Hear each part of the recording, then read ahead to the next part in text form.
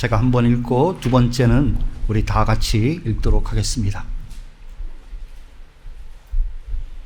심령이 가난한 자는 복이 있나니 천국이 그들의 것임이요. 다 같이 읽겠습니다. 심령이 가난한 자는 복이 있나니 천국이 그들의 것임이요. 아멘. 자, 오늘 말씀을 증거해 주실 분은 도지원 목사님이십니다. 이미 여러 번 광고가 나갔듯이 도지원 목사님은 저와 함께 합동신학대학원 대학을 졸업을 하셨습니다. 그리고 개척을 하셨는데 그 교회를 지금 아주 훌륭하게 잘 섬기고 계시는 아주 본이 되는 그러한 목회자다, 저는 그 생각을 합니다. 신실하게 말씀 중심으로 개혁주의 신앙에 입각해서 그렇게 목회를 성공적으로 잘 해나가시는 귀한 목사님이십니다. 학력과 저서는 이미 강사 소개란에 자세히 기록이 다 되어 있습니다. 참고하시기 바랍니다.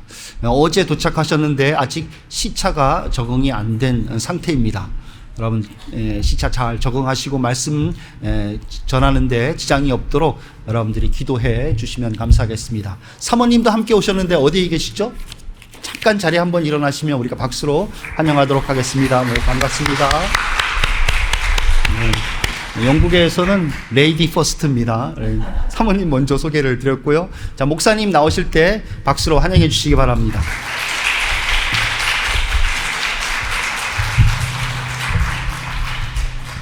여러분 만나 뵙게 돼서 반갑고요. 예수님 때문에 제가 여기 왔습니다. 그렇지 않으면 여러분 만날 일이 없을 텐데 하나님께서 인도해 주신 줄로 알고 감사드립니다. 제가 말씀 전하기 전에 한두 가지만 좀 먼저 말씀을 드립니다. 우선 제 목소리 때문에 제가 여러분에게 말씀을 좀 드려야 되는데, 여러분이 들으시는 대로 제가 목소리가 이렇게 좋지 않습니다. 왜 그런가 하면 제가 2015년도에 암 수술을 받았습니다. 제가 이쪽에 오른쪽 가슴에 있는 근육을 다 떼어냈어요. 제 근육이 없고, 그래서 지금 이 팔도 좀 시원치 않고, 근데 그때부터 목소리가 많이 좀 더 나빠졌고, 제가 언젠가는 한 2달 정도 소리가 나오질 못해서 설교를 못했던 적도 있었습니다. 근데 지금 그냥 이 목소리 가지고도 제가 매주 주일날 주일에 3번씩 설교를 합니다. 교인들은 잘 적응이 돼서 그러려니 하고 다 들어주십니다.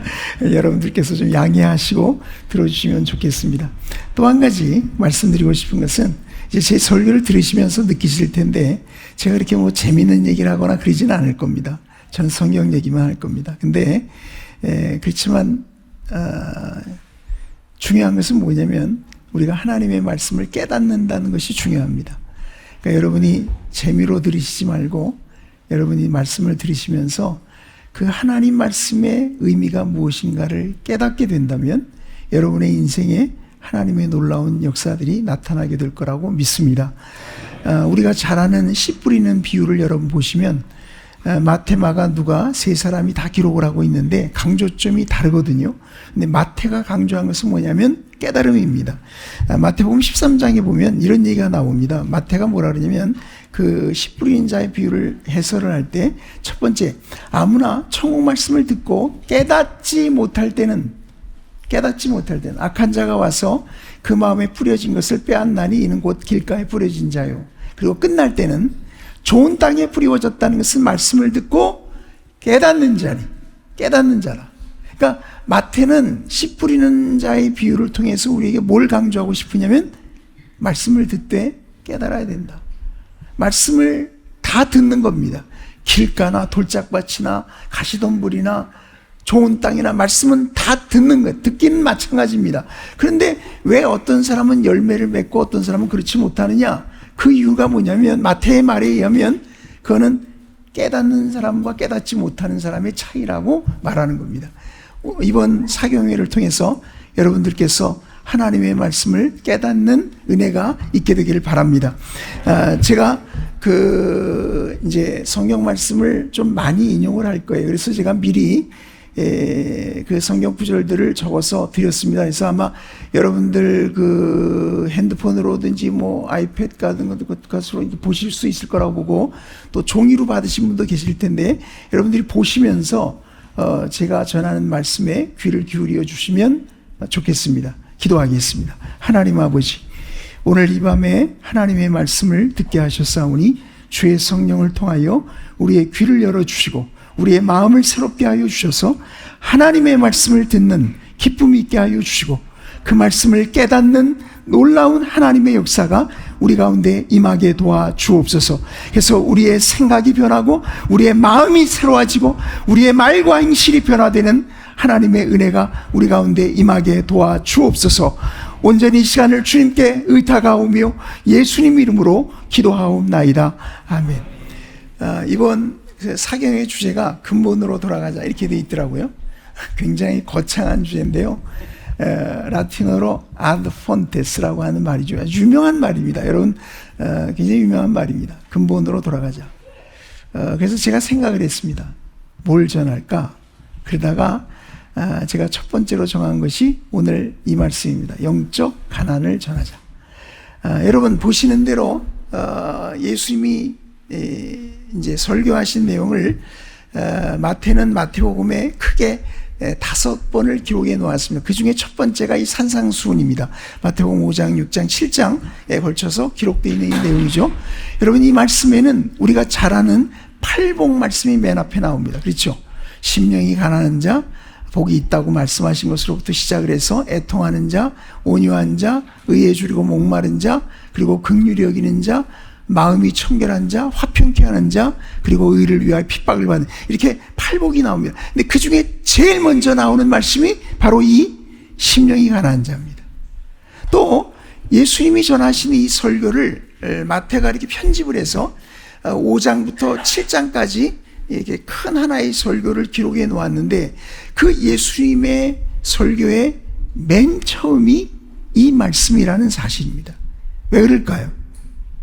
이것이 우리 그리스도인의 신앙생활의 가장 근본이 되기 때문에 그렇습니다. 오늘 이 밤에 여러분들께서 다른 거 생각하지 마시고, 예수님이 지금 말씀하셨잖아요. 산 위에 올라가셔서 제자들이 나왔을 때 이 제자들을 향하여 하신 말씀입니다. 심령이 가난한 자는 복이 있나니 천국이 그들의 것이며, 이 말씀이 무슨 뜻으로 하신 말씀인지를 여러분들이 이해하시면 좋겠습니다. 제가 오늘 두 가지로 나눠 말씀드리겠습니다. 첫째, 심령이 가난하다는 말이 무슨 뜻인가를 설명해 드리고, 왜 예수님은 심령이 가난한 자가 복되다고 하셨는지를 설명해 드리겠습니다. 첫 번째, 심령이 가난한 자의 의미입니다. 여러분, 심령이 가난하다는 말은, 잘 들으세요, 실제 상태를 말하는 말이 아닙니다. 그러니까 예를 들어서 경제적으로 가난하다, 그런 말이 아닙니다. 물론 누가복음 6장 20절에 가보면 거기는 누가가 이렇게 기록했습니다. 너희 가난한 자는 복이 있나니 하나님의 나라가 너희 것이다. 거기는 그냥 가난한 자입니다. 그러니까 예수님이 그 말씀하실 때는 경제적으로 가난한 자들을 염두에 두셨을 겁니다. 그러나 마태가 기록할 때에는 그렇게 기록하지 않고 심령이라는 말을 앞에 집어넣습니다. 여러분, 오늘 본문 마태복음 5장 3절 뒤에 가보시면 마태복음 5장 8절에는 마음이 청결한 자가 나옵니다. 그렇죠? 거긴 마음이라는 말이 나오잖아요. 그 마음과 여기 심령은 분명히 다른 말입니다. 다른 말입니다. 우리가 가진 찬송가 470장에도 보면, 407장이죠. 407장에 보면 마음 가난한 자 복이 있는, 이렇게 시작이 돼요. 틀린 말입니다. 예수님이 말씀하신 것은 마음의 가난이 아닙니다. 그러니까 그것이 경제적인 가난이든 마음의 가난이든 실제적인 상태를 가리키는 말이 아니라는 것을 기억하셔야 합니다. 그러면 이 말은 뭘 말하는 것이냐? 이것은 자신을 바라보는 태도를 가리키는 말입니다. 여러분 각자가 자기 자신을 어떻게 바라보느냐 하는 그 문제를 얘기하고 있는 겁니다. 이거를 영적 가난이라고 말한 것입니다. 제가 그 내용을 여러분에게 이제 설명을 드리겠습니다. 여러분 이제 생각을 해보세요. 우리 인간이 하나님 앞에서 죄를 짓고 타락했습니다. 그리고 난 다음에 우리 인간은 문제를 안게 됐죠. 인간이 안고 있는, 이 죄인이 안고 있는 문제는 크게 두 가지로 말할 수가 있습니다. 첫째는 실제 상태예요. 실제 상태예요. 우리가 죄를 짓고 악하게 산다는 겁니다. 그게 문제죠. 그런데 또 하나의 문제가 있습니다. 그게 뭘까요? 자기 자신을 바라보는 태도가 왜곡되어 있다는 겁니다. 자기 있는 실상을 그대로 보지 못하고 자기를 왜곡되게 본다는 말입니다. 제가 그 예들을 성경에서 몇 가지로 설명을 드리겠습니다. 첫 번째, 거기 보면 요한복음 9장 39절부터 41절에 보면 이런 말씀이 나옵니다. 이게 이제 날 때부터 소경된 그 맹인된 사람을 예수님이 고쳐주시고 나서 예수님과 바리새인 사이에 오간 그 대화의 마지막 부분에 이렇게 되어 있습니다. 예수님이 하신 말씀입니다. 내가 심판하러 이 세상에 왔으니 보지 못하는 자들은 보게 하고 보는 자들은 맹인이 되게 하려 함이라. 그랬더니 그 말을 들은 바리새인들이 하는 말입니다. 그럼 우리도 맹인인가? 그럼 우리도 맹인이란 말인가? 우리가 왜 맹인이지? 우리가 다 보는데 우리가 뭘 모른다고? 이런 말이에요. 그때 예수님이 그들을 향해 하시는 말씀입니다. 너희가 맹인이 되었다면 죄가 없으려니와 본다고 하니 너희 죄가 그대로 있느니라. 여러분 이게 무슨 말이죠? 이 바리새인들은 예수님이 보실 때 맹인이에요, 아니에요? 맹인이에요, 아니에요? 맹인이에요. 그들의 눈이 멀어서가 아니죠. 그들이 영적으로 주님이 누구신지를 모르니까, 예수님이 누군지를 이해하지 못하니까, 깨닫지 못하니까, 그런 의미에서 이들은 분명히 영적으로 맹인이라 이 말입니다. 그런데 이 사람들이 자기를 생각할 땐 뭐라고 생각해요? 우리는 보는데 내가 뭘 못 봐? 난 나 보는데, 난 다 알고 있는데, 지금 이 말이잖아요. 그 문제는 뭐냐면 이 사람들이 영적으로 소경되었다는 것도 물론 문제지만, 예수님이 누구신지를 모른다는 것도 문제지만, 자신들을 생각할 때는 그렇게 생각 안 합니다. 내가 뭘 몰라? 내가 뭘 못 봐? 난 다 보고 있어. 난 다 안다고. 이게 더 문제입니다. 이게 더 문제입니다. 여러분 우리도 그렇지 않습니까? 하나님 앞에서 자기는 깨닫지 못하는데 자기는 깨닫는다고 생각하고 있어요. 난 다 이해하고 있어. 내가 뭘 몰라? 이런 거죠. 무슨 얘기냐면 이 영적으로 맹인이 되어 있는 이들의 실제 상태도 나쁘지만 그보다 더 나쁜 것은 실제로 자기들이 맹인이면서도 자기들은 본다고 생각하니 이게 더 문제인 겁니다. 둘째, 로마서 1장 22절에 가보면 이런 말씀이 나옵니다. 이게 이방인들의 죄악상을 사도 바울이 설명하는 가운데 나오는 말씀인데요. 스스로 지혜 있다 하나 어리석게 되었다. 그러면 이 사람들은 실제로 어때요? 어리석은 사람들이에요. 그런데 자기들 스스로는 뭐라고 생각해요? 지혜 있다고 생각을 해요. 아니, 미련하고 어리석은 것도 나쁘지만 더 나쁜 것은 그런 자신을 생각할 때 자기들은 지혜롭다고 생각하는 이게 더 큰 문제라 이 말입니다. 셋째, 누가복음 8장 18절에 가보면 이런 말씀이 나옵니다. 그러므로 너희가 어떻게 들을까? 스스로 삼가라. 누구든지 있는 자는 받겠고 없는 자는 그 있는 줄로 아는 것까지도 빼앗기리라. 여기 있다 없다라는 말이 나오죠. 천국의 비밀을 아는 것이 있다 없다 이렇게 이해하셔도 좋습니다. 그런데 여기 이 사람 좀 보세요. 없는 자는 천국의 비밀을 아는 것이 없어요. 모른단 말이죠. 그런데 뭐라 그랬습니까? 그 있는 줄로 아는 것까지도 빼앗긴다. 없는데 말이죠. 자기는 있는 줄로 알고 있어요. 그러니까 천국의 비밀을 모르는 것도 문제지만 자기는 천국의 비밀을 알고 있다고 착각 착각하고 있는 게 더 큰 문제라 이 말입니다.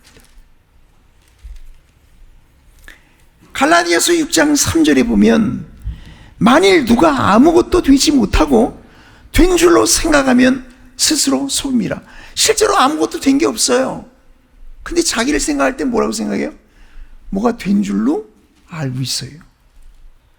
아무것도 못된 것도 문제인데 그런 자신이 뭔가 된 줄로 착각하고 있다면 이거는 더 큰 문제라 이 말입니다.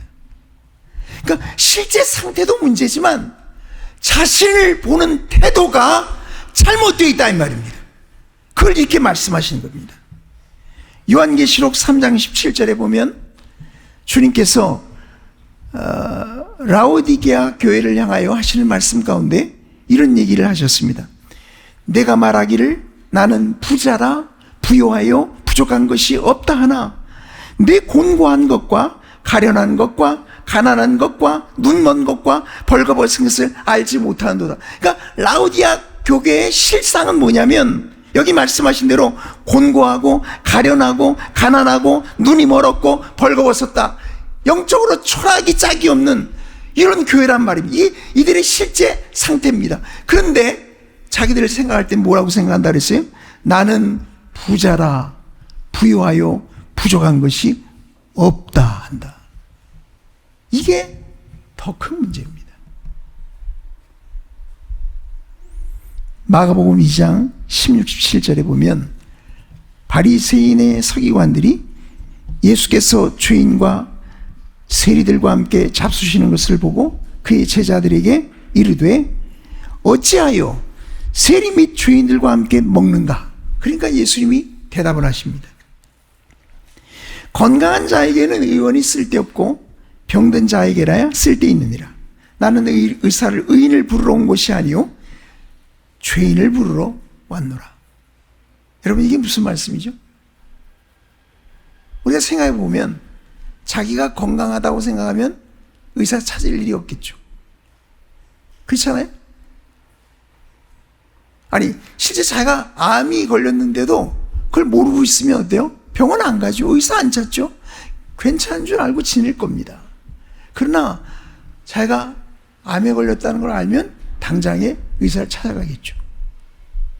그러면서 예수님이 하시는 말씀이 나는 의인을 부르러 온 것이 아니요 죄인을 부르러 왔다.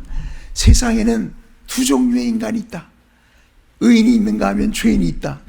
나는 그 중에 의인을 부르러 온 게 아니고 죄인을 부르러 왔다. 이 말입니까? 아니죠. 그런 말이 아니죠. 세상에 있는 사람은 다 죄인인데 그 중에는 자기가 죄인인 줄 아는 사람이 있는가 하면 자기를 의인인 줄로 착각하고 살아가는 사람이 있다 이 말입니다.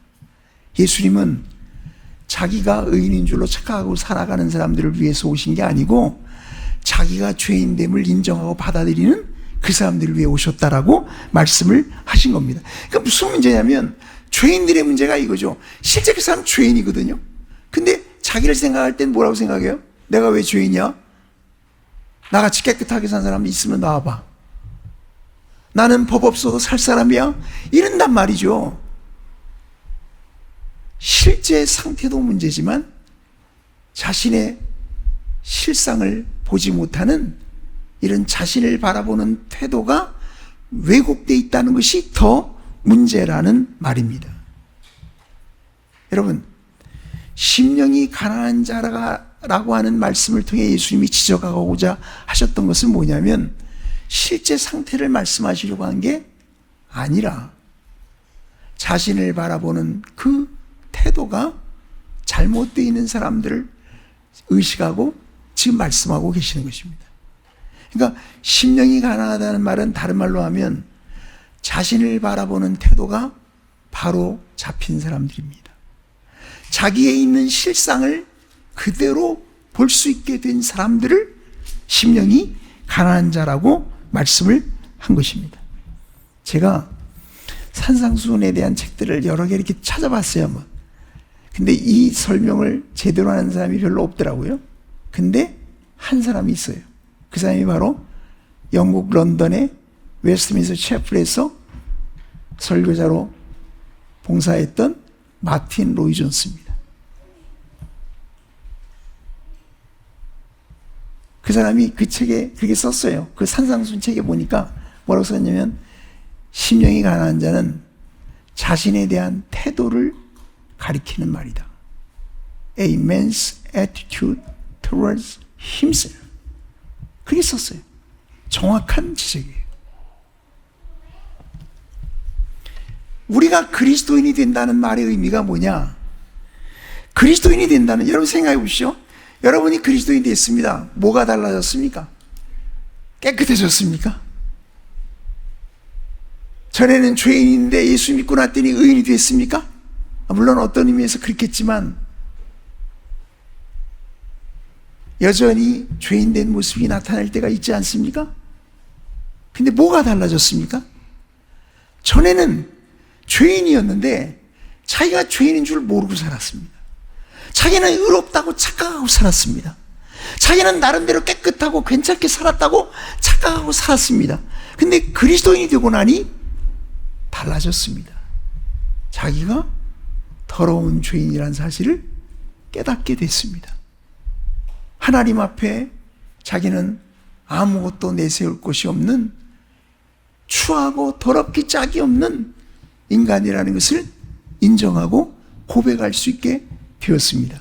그게 그리스도인이 된다는 말의 의미입니다.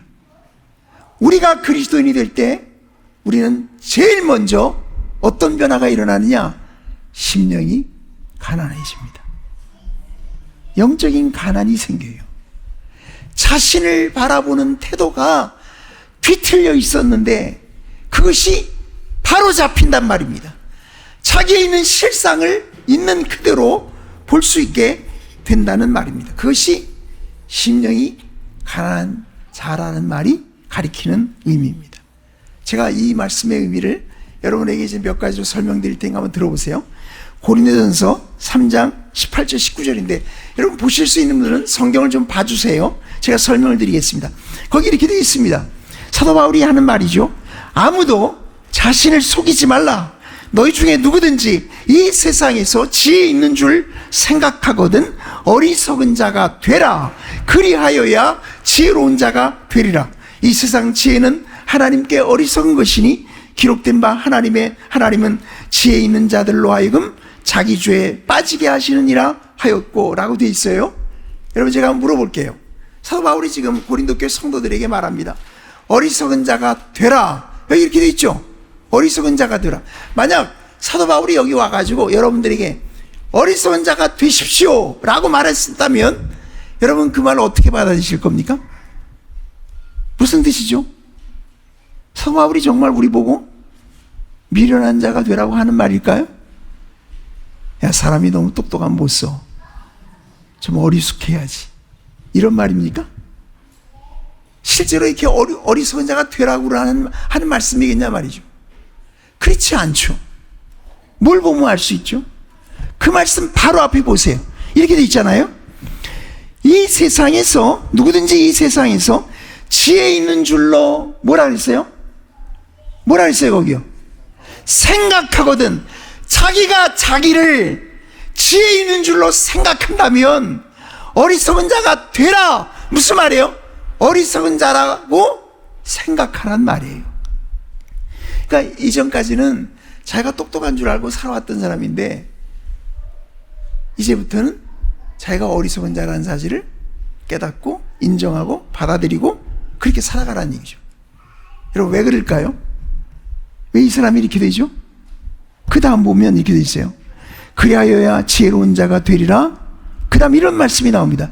이 세상 지혜는 하나님께 어리석은 것은, 하나님께 어리석은 것이 누구에게요? 하나님께요. 그러니까 어리석은 자가 되라. 어리석은 자라고 너 자신을 그렇게 생각하란 말인데 왜 그래요?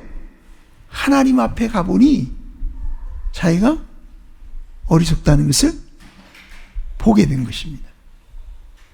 아니 아무리 지혜롭고 똑똑한 사람이라고 해도 하나님 앞에 나오면 자기가 얼마나 미련하고 어리석은 존재인가를 보기 시작하는 것입니다.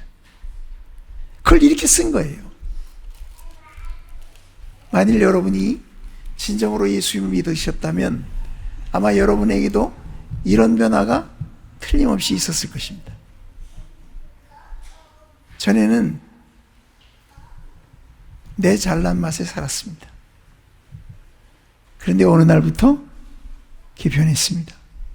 나는 아무것도 아니구나. 나는 어리석고 미련한 존재였구나. 그리고 하나님께 나아갈 수 있게 된 것입니다. 그게 사도 바울의 이 권면입니다. 시편 73편 22절에 보면 내가 이같이 우매무지함으로 주 앞에 짐승이 오나, 이런 고백이 있어요. 시편 기자의 고백이에요. 그러니까 이런 얘기잖아요.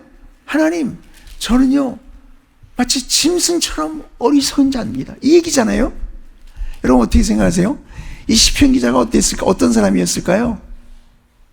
저는 이 사람 현명한 사람이었을 거라고 생각해요. 남들과 비교해서 하나도 부족함이 없는 사람이었을 거라고 생각해요.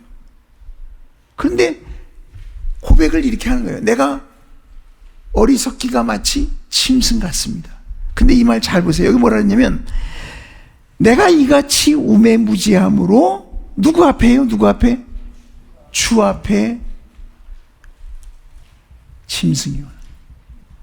그러니까 이 사람이 다른 사람들과 비교해서 자기가 짐승같이 우매무지하다 이런 얘기가 아니고, 내가 주 앞에 서보니 내가 짐승같이 어리석은 존재라는 것을 깨달았다는 고백입니다.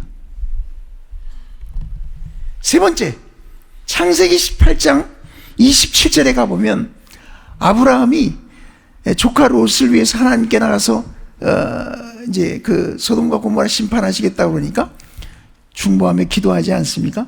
근데 그 대목에 이런 얘기가 나오죠. 아브라함이 하나님께 하는 말입니다.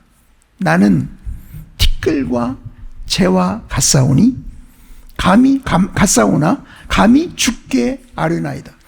아브라함이 자기를 뭐라 그럽니까? 티끌이나 재와 같습니다. 자기를 티끌이나 재와 같대요. 우리는 아브라함을 믿음의 조상이라고 부르잖아요. 우리가 얼마나 아브라함을 위대하게 생각합니까? 근데 아브라함 입에서 나오는 말이에요. 나는 티끌이나 재와 같습니다. 왜 그렇죠? 아브라함이 지금 하나님 앞에 서 있거든요. 거기서 그는 자신의 있는 모습 그대로를 보게 된 거죠. 하나님이 보실 때 자신은 티끌과 같고 재와 같은 아무것도 아닌 그런 존재라는 사실을 아브라함은 지금 고백하고 있는 것입니다. 그는 심령이 가난한 자였던 거죠. 고린도후서 12장 11절과 12절에 가보면 사도 바울의 놀라운 고백을 들을 수가 있습니다. 여러분 한번 가지셨으면 읽어보시죠. 같이 읽어보면 시작. 내가 어리석은 자가 되었으나 너희가 억지로 시킨 것이니 나는 너희에게 칭찬을 받아야 마땅하도다. 내가 아무것도 아니나 지극히 크다는 사도들보다 조금도 부족하지 아니하니라. 사도의 표가 된 것은 모든 참음과 표적과 기사와 능력을 행한 것이라. 여러분 여기 보면 내가 어리석은 자가 됐다. 근데 억지로 너희들이 날 그렇게 만든 거다. 그러면서 뭐라 하냐면 난 칭찬을 받아 마땅한 사람이다. 사도 바울이 난 칭찬받아 마땅한 사도. 왜 그러냐? 지극히 크다는 사도들보다 조금도 부족하지 않으니까. 그러니까 난 칭찬받아 마땅한 사람이다. 내가 이렇게 하도록 너희들이 나를 억지로 시킨 거다. 지금 바울이 그렇게 말합니다. 그런데 사도 바울이 이 말을 할 때 중요한 말을 했죠. 거기 무슨 말이 있냐면 이런 말이 들어가 있어요. 내가 아무것도 아니나. 내가 아무것도 아니나. I am nothing. 그잖아요. I am nothing. 아무것도 아니라. 자기가 아무것도 아니래요. 아니, 지극히 큰 사도들보다 부족한 게 없다며. 이게 무슨 얘기예요? 이 얘기는 다른 사람들과 비교해서 하는 얘기가 아니고 하나님 앞에 서서 보니 자신은 아무것도 아니더라. 그 얘기를 집어넣은 거예요. 자기를 과시하면서 나는 지극히 큰 사도들보다 조금도 부족하지 않다. 나는 칭찬받아 마땅한 사람이다. 그러면서 그렇지만 사실은 나는 하나님 앞에서는 아무것도 아닌 존재다. 라고 말한 것입니다. 사도 바울은 심령이 가난한 자입니다. 자신의 실상을 있는 그대로 보는 눈이 열린 거예요. 그렇게 된 거예요. 누가복음 18장 11절 이하에 보면 그 바리새인과 세리의 비유가 나오죠. 바리새인과 세리가 어느 날 성전에 기도하러 올라갔습니다. 바리새인이 기도하는 것 좀 보세요. 이렇게 기도했다는 거 아닙니까? 서서 따로 기도하여 가로되 하나님이여 나는 다른 사람들 곧 토색 불의 간음을 하는 자들과 같지 아니하고 이 세리와도 같지 아니함을 감사하나이다. 여러분 보세요. 이게 지금 무슨 얘기냐면 나는 자기 얘기죠. 그러니까 자기가 자기를 어떻게 바라보느냐 이거를 나타내는 말이에요. 그런데 이 사람이 하는 말 좀 보면 나는요 다른 사람들과 같지 않아요. 이 세리와도 같지 않아요. 토색 불이 간음을 하는 자들과 같지 않아요. 지금 뭐죠? 다른 사람들과 비교해서는 말이잖아요. 내가 다른 사람들과 비교해 보니 나는 부족할 게 없어요. 난 괜찮은 사람입니다. 하나님 감사합니다. 지금 이 얘기죠. 근데 세리 좀 보세요. 세리는 이렇게 되어 있습니다. 세리는 멀리 서서 감히 눈을 들어 하늘을 쳐다보지도 못하고 하늘을 쳐다보지 못했다. 하늘을 왜 하늘을 쳐다보지 못합니까? 하늘이 뭐예요? 하나님 계신 것을 가리키잖아요. 세리는 하나님을 의식하고 있는 거예요. 하나님 앞에서 자신의 실상을 보는 겁니다. 그러니 세리가 뭐라 그럽니까? 가슴을 치며 하는 말입니다. 하나님이여 불쌍히 여기소서. 나는 죄인이로소이다. 하나님 앞에 서서 자신이 죄인이라는 그 실상을 깨닫고 하는 고백이죠. 이게 그리스도인이에요. 이게 그리스도인이에요. 여러분은 여러분의 실상을 보시게 되었나요? 하나님 앞에 섰기 때문에 자기의 실상이 있는 그대로 보이기 시작하는 것입니다. 그러니까 심령이 가난한 자라는 말은 무슨 얘기냐면 하나님을 알았기 때문에 자기의 있는 그대로의 모습을 보게 된 사람, 그게 심령이 가난한 자입니다. 다른 말로 하자면 마치 하나님이 나를 보시는 것처럼 내가 나를 보게 된 사람입니다. 절대적인 관점에서 자신을 보게 된 거예요. 이런 상대적인 다른 사람들과 비교해서 하는 말이 아니고 하나님 앞에서 내가 어떤 존재인가를 깨닫고 고백할 수 있게 된 사람, 그것이 바로 심령이 가난한 자입니다. 조나단 에드워즈라고 하는 유명한 목사님이 계셨죠. 그분이 한 말 중에 이걸 잘 설명해 주는 말이 있어서 제가 인용을 했는데 이렇게 말했어요. 여러분 한번 들어보세요. 심령이 가난한 자는 자신의 자금과 약함과 가난을 느끼는 사람이다. 그는 위대하신 여호와의 위대함, 그 영광과 권세를 본다. 그래서 그것을 볼 때 그는 자신의 눈에 얼마나 하찮은 존재로 떨어지고 마는가. 그는 경탄하고 놀란 눈으로 하나님의 권세와 영광과 뛰어난 아름다움을 보고서 감미로운 놀라움으로 충만해진 후에 그의 눈을 내부로 자신에게 돌려서 그가 얼마나 작고 얼마나 비참하고 얼마나 무력한 피조물인가를 알게 될 때 그는 이 위대하신 하나님의 존전에서 얼마나 겸손해지고 자신에 대해 얼마나 비천한 생각이 들고 얼마나 자신을 무시하게 되는가. 그래서 자신은 하나님과 같은 영광스러운 분이 조금이라도 주목해야 할 가치가 없는 자임을 알게 된다. 이게 조나단 에드워즈의 고백이에요. 이 사람도 이랬던 거예요. 여러분, 조나단 에드워즈 읽어보신 분들이 계실지 모르겠는데, 여러분 읽어보시면요, 이 사람은 대단한 사람이에요. 그야말로 천재적이죠. 이 사람의 글이 미친 영향은 상상을 초월합니다. 저도 그렇습니다. 저를 바꾼 사람이 에드워즈입니다.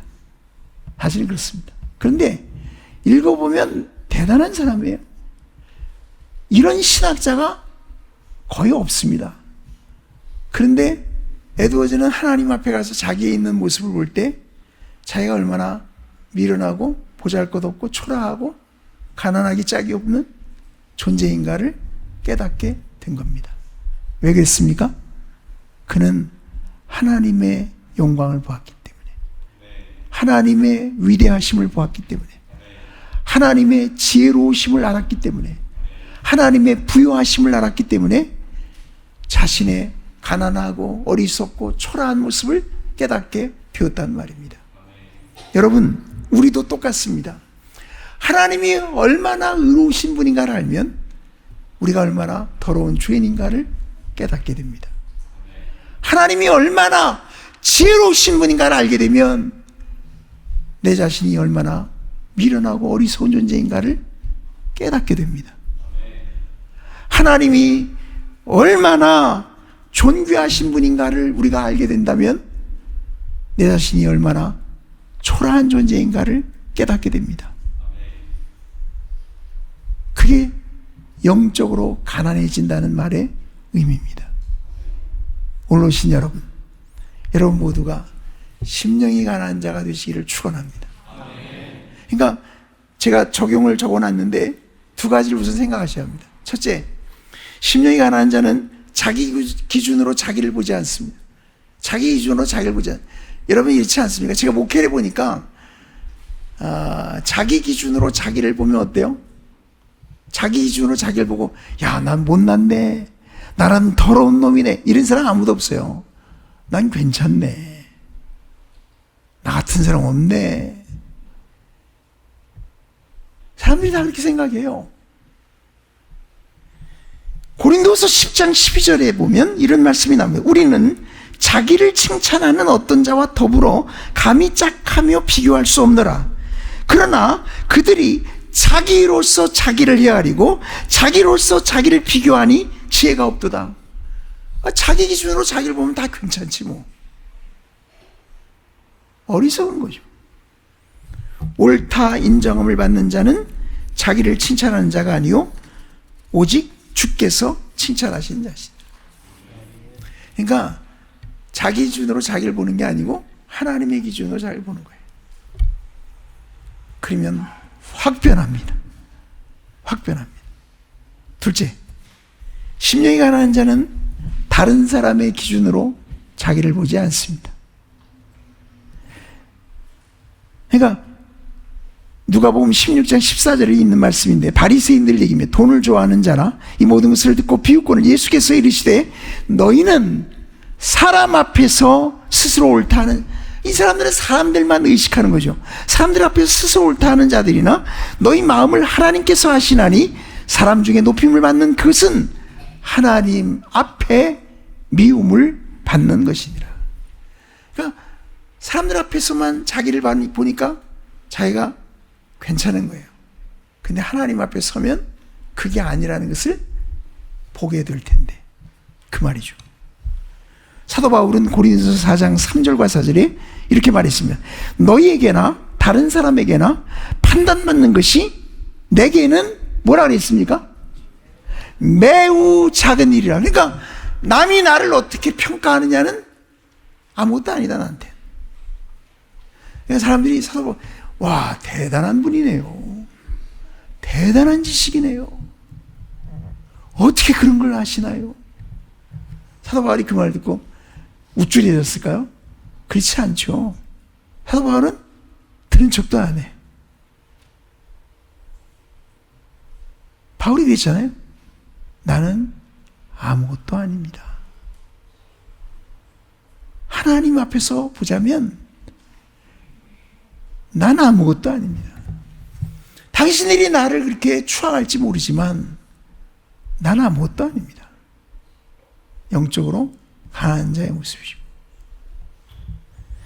우리가 살면서 힘든 것이 왜 그러냐면 이게 남하고 비교하기 때문에. 그렇죠? 남하고 비교하기 때문에. 그래서 이게 남보다 조금만 난 것 같으면 우쭐해지고 조금만 못한 것 같으면 열등감에 빠지고 이러잖아요. 이 열등감과 우월감을 왔다 갔다 이러면서 사는 거예요. 늘. 이게 너무너무 피곤한 거예요. 근데 어느 날 하나님 앞에서 자신의 실상을 보게 되면 마치 하나님이 나를 아시는 것처럼 내가 나를 알게 되면 상대적인 관점에서가 아니라 절대적인 관점에서 내 자신을 보는 눈이 열리게 된다면 더 이상 비교의식에 시달릴 이유는 없게 됩니다. 사람들이 사실 많이 힘들어하는 걸 제가 보니까 왜 그러냐면 자아상이 건강하지 않아서 그래요. 자아상이 뒤틀려 있고 왜곡되어 있거든요. 자기 있는 모습을 실상을 제대로 보면 되는데 근데 우리가 하나님 앞에 나가서 내 있는 실상을 제대로 볼 수 있게 되면 그러면 남하고 비교해서 우쭐해질 것도 없고 열등감에 빠질 것도 없어요. 그건 아무것도 아니에요. 남들이 나를 칭찬해 준다고 내가 의시될 것도 없고 남들이 나를 무시한다고 내가 기가 죽을 이유도 없는 거죠. 왜요?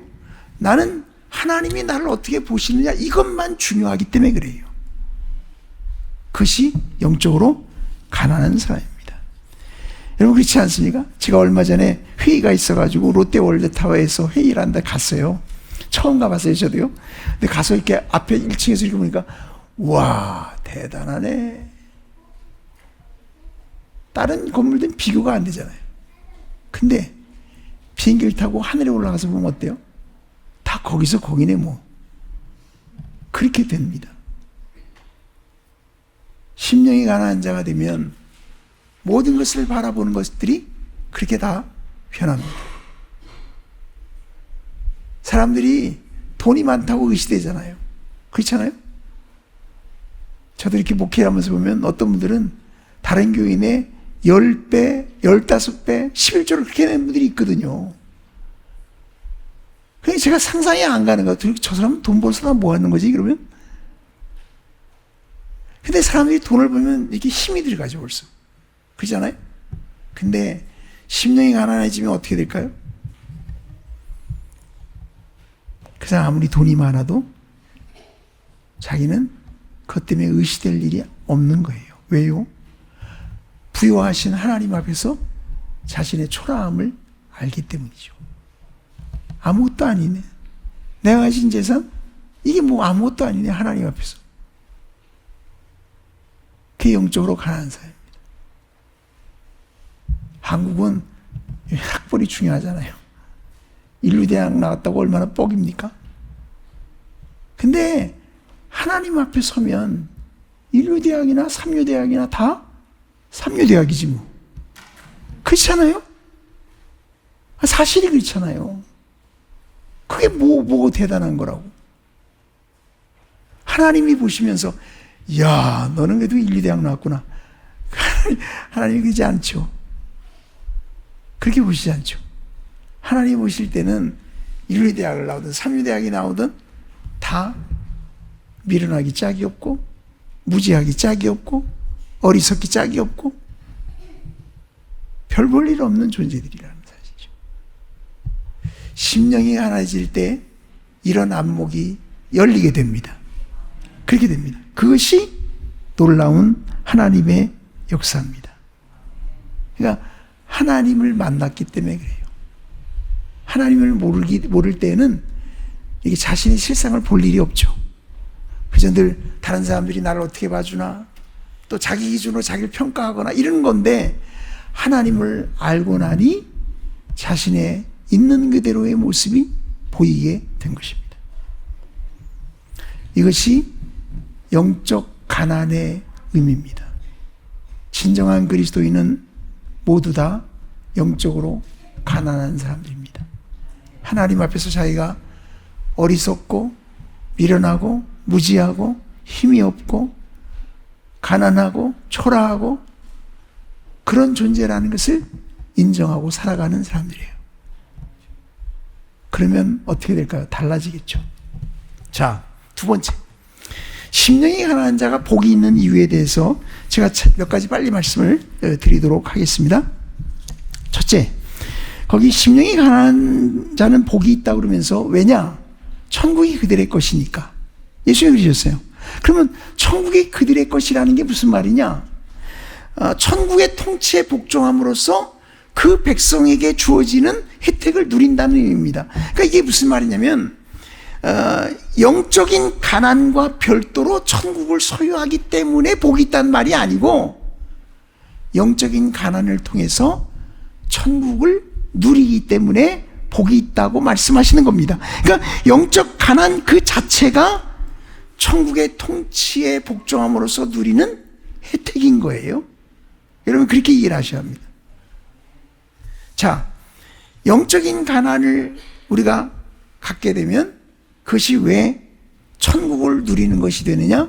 제가 몇 가지로 거기 설명을 드리면, 첫째, 4절 이하의 모습이 보인다, 이렇게 말씀을 드렸는데, 여러분 산상수훈의 8복은요 순서가 있어요. 순서가 그냥 아무렇게나 말씀하신 게 아니고 순서대로입니다. 심령이 가난한 자는 복이 있나니 천국이 저희 것이며, 그 다음에 뭐예요? 애통하는 자는 복이 있나니 저희가 위로를 받을 것이며, 셋째는 온유한 자는 복이 있나니 저희가 위로를 받을 것이며, 넷째는 의에 줄이고 목마른 자는 복이 있나니 저희가 위로를 받을, 죄송합니다, 맞나요? 넷째 배부를 것이며, 그 다음에 다섯 번째는 긍휼히 여기는 자는 복이 있나니 저희가 긍휼히 여김을 받을 것이며, 여섯 번째는 마음이 청결한 자는 복이 있나니 저희가 하나님을 볼 것이며, 일곱 번째는 화평케 하는 자는 복이 있나니 저희가 하나님의 아들이라 일컬음을 받을 것이며, 마지막 여덟 번째는 의를 위하여 핍박을 받은 자는 복이 있나니 천국이 저희 것이며, 이렇게 돼 있잖아요. 그게 다 순서가 있는 겁니다. 여러분, 사람이 영적으로 가난해지면 어떻게 되는지 아세요? 애통하는 자가 됩니다. 맞죠? 전에는 자기가 죄인인 줄 모르고 살았으니까 애통할 일이 하나도 없어요. 어느 날 하나님 앞에서 자기가 더러운 죄인이라는 걸 깨닫게 되었을 때, 그때 우리는 애통한 자가 됩니다.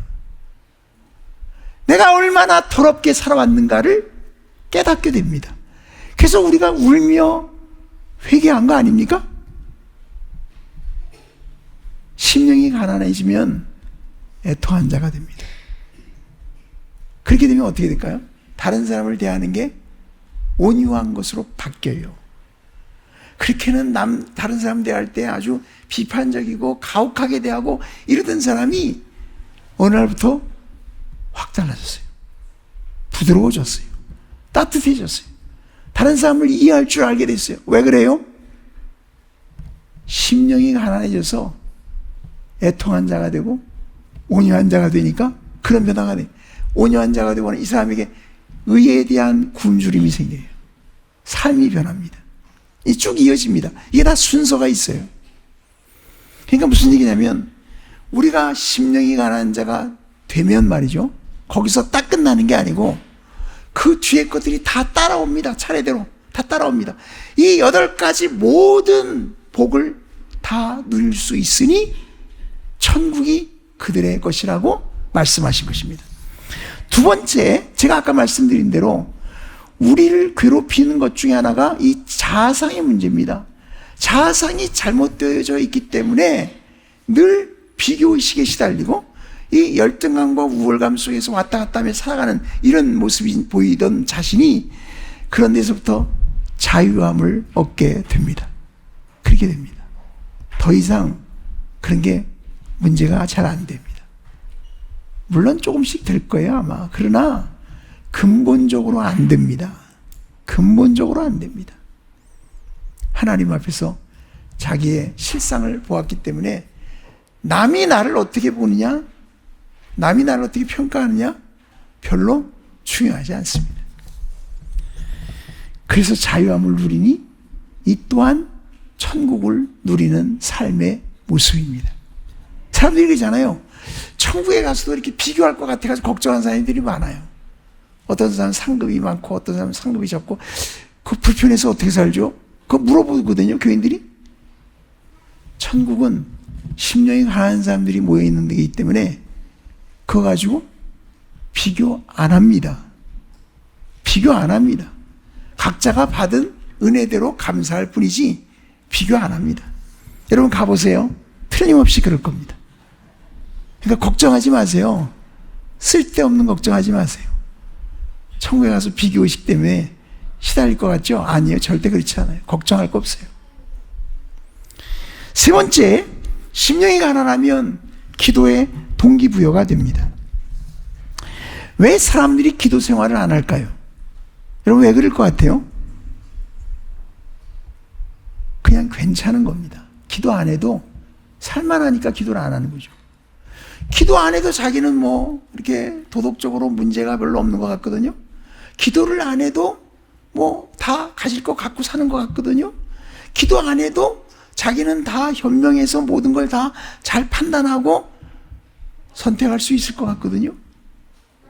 기도를 안 해도 자기 힘으로 문제들을 해결할 수 있을 것 같거든요. 그런데 심령이 가난한 자가 되면 그게 다 바뀝니다. 나는 내 힘으로 아무것도 할 수 없을 것 같고 내 지식과 내 경험으로 그 어떤 것도 올바른 선택이나 판단을 할 수 없을 것 같고 내 가진 것으로 무엇을 할 수도 없을 거라는 걸 알게 되고 그건 다 마찬가지입니다. 그렇기 때문에 하나님을 찾게 되는 거예요. 자기가 하나님 앞에 서니 너무 미련하거든요. 하나님 저에게 지혜를 주세요.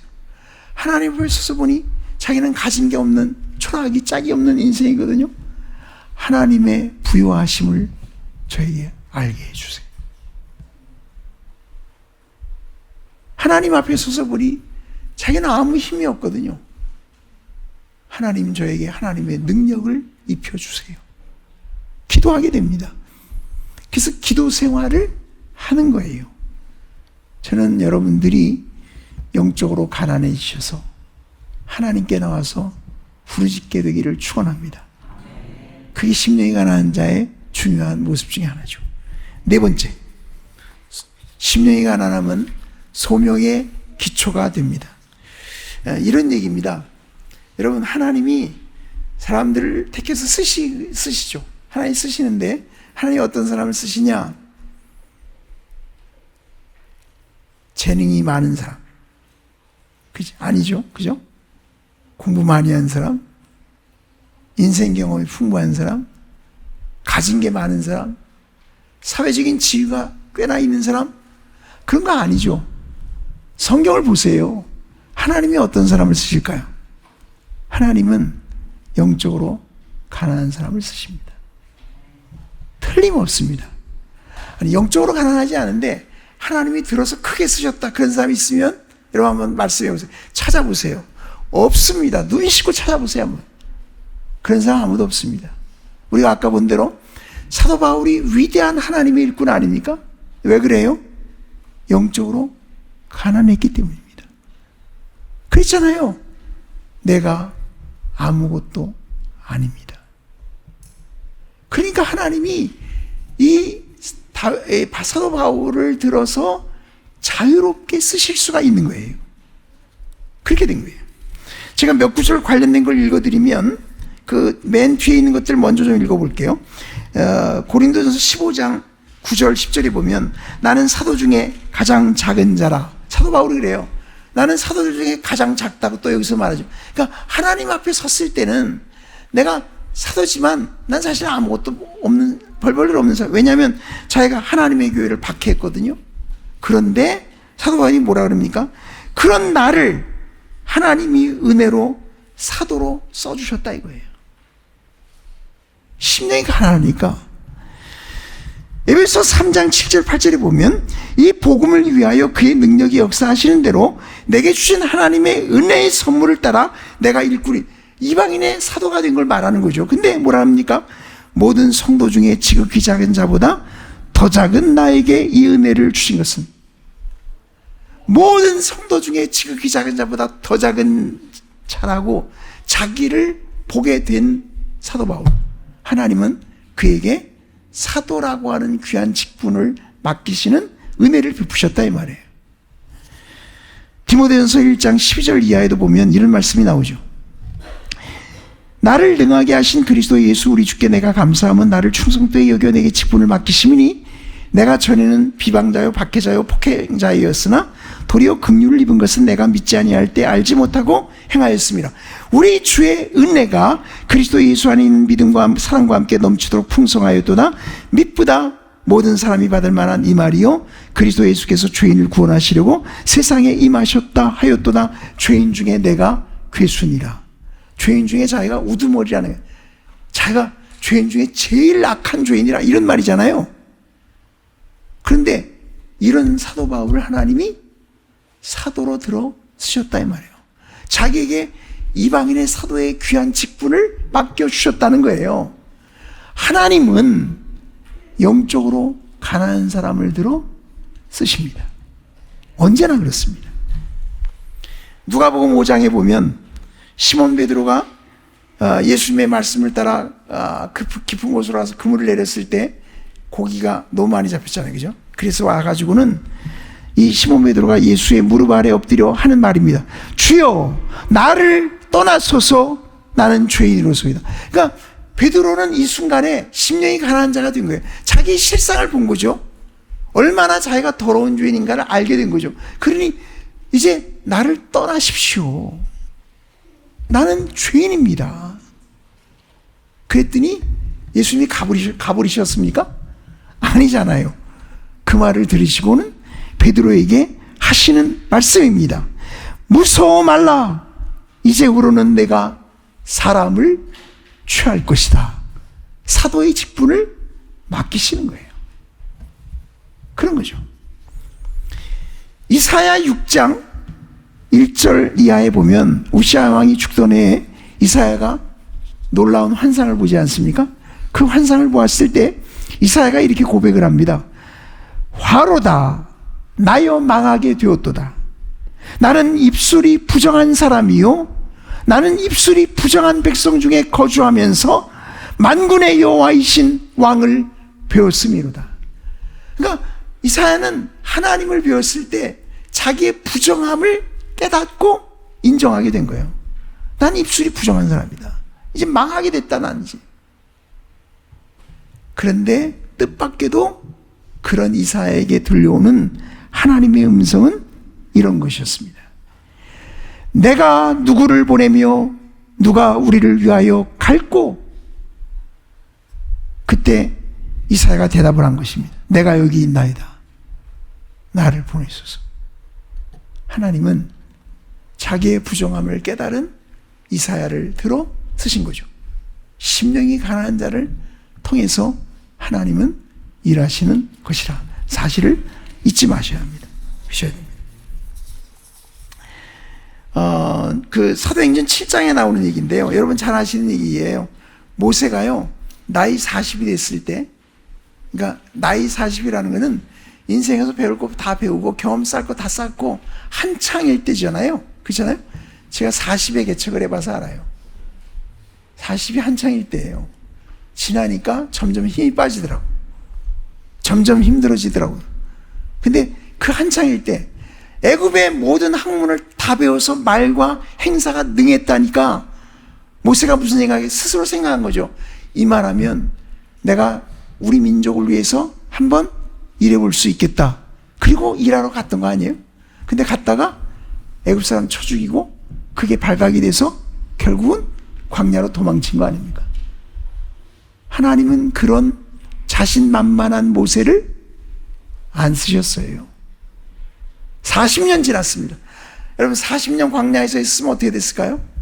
40년 전에 애굽의 학술을 다 배워 말과 행사가 그런 거 다 잊어버렸죠. 아니 40년 지나 보세요. 무슨 소용이 있어요? 다 까먹죠? 기억력도 다 감퇴되고 말도 어눌해지고 그렇게 되잖아요. 그런데 그 80이 되었을 때 그 장인 이드로의 양이나 치고 돌아다니고 있었던 그 시절에 말이죠. 하나님은 모세를 불러서 너 바로왕에게 가서 내 백성 이스라엘을 구원해 내라고 사명을 맡기셨던 거예요. 그때 모세는 그 떨기나무 불꽃 가운데 나타나신 하나님 앞에서 자기의 더러운 죄인됨, 자기의 보잘것없음을 그때 깨달았고 하나님의 보내심을 받아 위대한 출애굽의 역사를 이루게 하셨던 것입니다. 하나님은 심령이 가난한 자를 들어 쓰신다. 여러분이 그 점을 꼭 기억해 주시면 좋겠습니다. 여러분 지금도 그럴 거예요. 여러분 왜 하나님은 왜 저 사람을 들어 쓰셨을까? 여러분 한번 잘 살펴보시기 바랍니다. 영적으로 가난하기 때문이에요. 하나님이 그런 사람들을 지금도 들어서 자유롭게 역사하고 계시는 것입니다. 자, 마지막으로 제가 두 가지만 적용을 하고 마치겠는데, 오늘 제가 영적 가난에 대해 말씀드렸습니다. 우리가 영적으로 가난해지는 왜 그랬냐면 하나님을 알게 되었기 때문이라고 그랬죠. 그죠? 우리가 하나님을 알면 알수록 어떻게 될까요? 하나님을 더 알면 알수록 우린 그만큼 더 영적으로 가난해지겠죠. 그렇죠? 만약 우리가 하나님이 얼마나 거룩하고 의로우신 분인가를 점점 더 알아가게 된다면 시간이 가면 갈수록 그 사람은 자기가 얼마나 더 악한 죄인인가를 더 깊이 느끼고 보고 알게 될 거예요. 그렇게 될 거예요.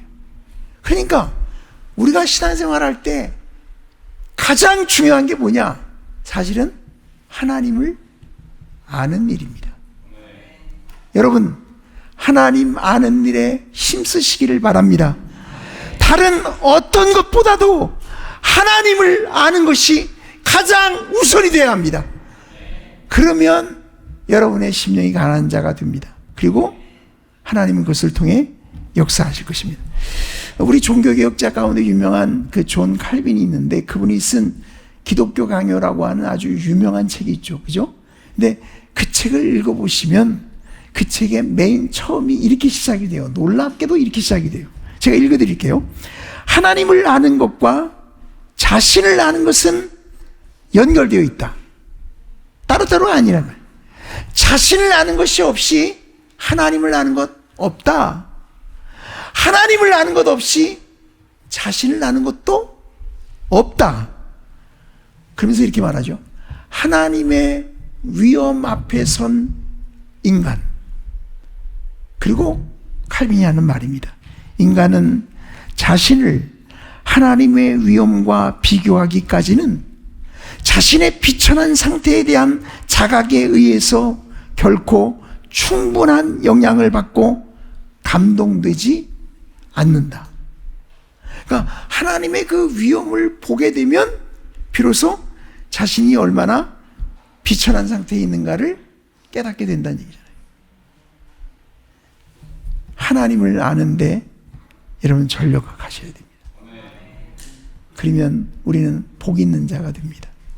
그렇게 됩니다. 두 번째, 우리는 흔히 신앙이 성장한다고 말할 때 여러분 어떻게 생각하세요? 어떤 게 신앙이 성장하는 걸까요? 사람이 신앙이 성장한다는 것은 뭐 여러 가지 표현할 수 있을지 모르지만 제일 중요한 척도가 되는 것은 영적 가난이에요. 영적으로 가난한 만큼 그 사람은 신앙이 성숙한 것입니다. 그러니까 신앙이 성숙한 사람은 어떨까요? 의시되지 않죠. 그죠? 의시되지 않죠. 남 앞에서 이렇게 자기를 과시하려고 들지 않죠. 그러지 않죠. 그런 것에 매이지 않죠. 그는 늘 하나님 앞에서 자기가 어떤 존재인가에 집중하고 그 속에서 하나님의 은혜를 의지하고 살아갈 뿐이죠. 그게 신앙이 성숙했다는 진정한 척도예요. 그걸 보면 알 수 있어요. 제가 거기 하나 적어놨는데 조나단 에드워즈가 한 말에 이런 말이 있어요. 이후에 그랬던 것과 달리 그러니까 이건 나중 얘기고, 이제 그때는 과거 얘기예요. 젊었을 때. 그때는 나 자신이 모든 방면에서 극도로 미약하고 무능하다는 사실과 측량할 수 없고 그 끝을 알 수 없을 만큼 심각하고 은밀한 부패와 기만이 내 마음속에 있다는 사실을 내가 겪은 경험들을 통해 터득하지 못했다. 그러니까 젊었을 때 자기가 지금 그때는 내가 열심은 있었을지 모르지만 내가 얼마나 부패한 존재인지 근데 그런 깨달음이 그때 부족했구나. 그러니까 에드워즈가 그동안에 신앙이 성숙한 거예요. 지금은 자기가 얼마나 부패한 존재인가를 알게 된 겁니다. 왜냐하면 하나님을 그만큼 알았기 때문에. 여러분, 우리도 그런 축복이 있게 되기를 바랍니다. 하나님이 얼마나 부유하신 줄 알게 되면 내가 얼마나 가난한지 알게 됩니다. 하나님이 얼마나 강하신 분인가를 알게 되면 내가 얼마나 약한 존재인가를 깨닫게 됩니다. 하나님이 얼마나 지혜로우신 분인가를 안다면 내가 얼마나 미련하고 어리석은 존재인가를 깨닫습니다. 하나님이 얼마나 의로우신 줄 알면 내가 얼마나 죄인인 줄을 인정하게 됩니다. 하나님이 얼마나 영광스러운 분인가를 알게 되면 내가 얼마나 초라한 존재인가를 깨닫게 됩니다. 영적으로 가난하다는 말의 의미입니다. 기도하겠습니다. 우리 시간에 잠깐 한 1, 2분 여러분 기도하면 좋겠습니다. 여러분 다른 거 생각하지 마시고 하나님, 제가 하나님 앞에 심령이 가난한 자가 되기를 원합니다. 그래서 천국이 나의 것이 된 사실을 알게 되기를 원합니다. 하나님을 더욱 알아감으로 내 실상을 보게 하여 주셔서 하나님 말씀처럼 내가 얼마나 하나님 앞에 보잘것없는 존재인가를 깨닫고 영적으로 가난해져서 천국을 소유하고 맛보고 누리고 살아가는 하나님의 자녀가 되게 하여 주옵소서. 함께 기도하겠습니다. 하나님 아버지, 하나님 앞에 간절히 기도하오니 우리들로 하여금 영적으로 가난한 자가 되게 해주시기를 원합니다. 우리의 눈을 열어 주옵소서. 하나님의 눈으로 우리 자신을 볼 수 있도록 인도하여 주옵소서. 하나님께서 나를 아시는 것처럼 내가 나를 알 수 있도록 역사하여 주시기를 원합니다. 아버지 하나님, 나의 실상을 있는 그대로 볼 수 있는 눈을 열어주심으로 하나님 앞에서 겸비해지고 하나님 앞에서 낮아져서 하나님이 말씀하신 대로 하나님의 그 놀라운 영광스러운 은혜를 누리며 살아가는 우리 모두가 될 수 있도록 주님께서 인도하여 주옵소서. 오늘 이 밤에 하나님이 은혜를 베푸셔서 주의 성령을 통하여 이러한 깨달음을 알게 하여 주시고 오늘 주님이 말씀하신 이 말씀이 우리의 삶 속에 임하여 하나님의 나라가 우리 안에 이루어지는 것을 보게 하여 주옵소서. 거룩하신 하나님 아버지, 우리의 모든 허상들이 깨어지고 하나님의 그 눈으로 우리 자신을 바라보게 되므로 우리의 참된 실상을 보는 눈이 열리고 하나님이여 새로운 모습으로 하나님 앞에 설 수 있는 우리 모두가 되게 하여 주옵소서. 아버지여, 우리를 긍휼히 여겨 주옵소서. 우리들을 인도하여 주시고 우리로 하여금 하나님의 성령의 역사로 말미암아 우리들을 바라볼 수 있는 눈이 열리게 하여 주옵소서.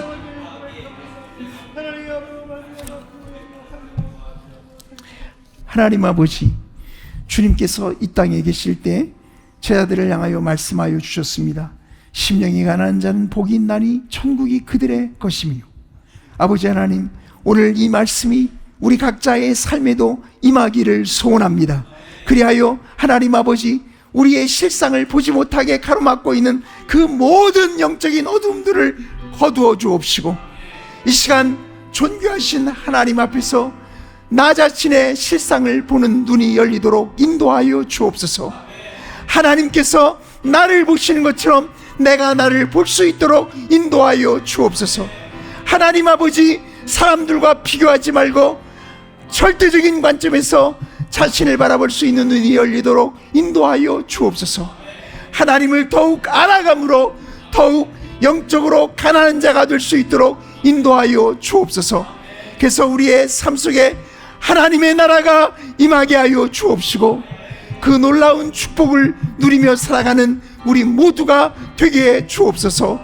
예수님 이름으로 기도하옵나이다. 아멘.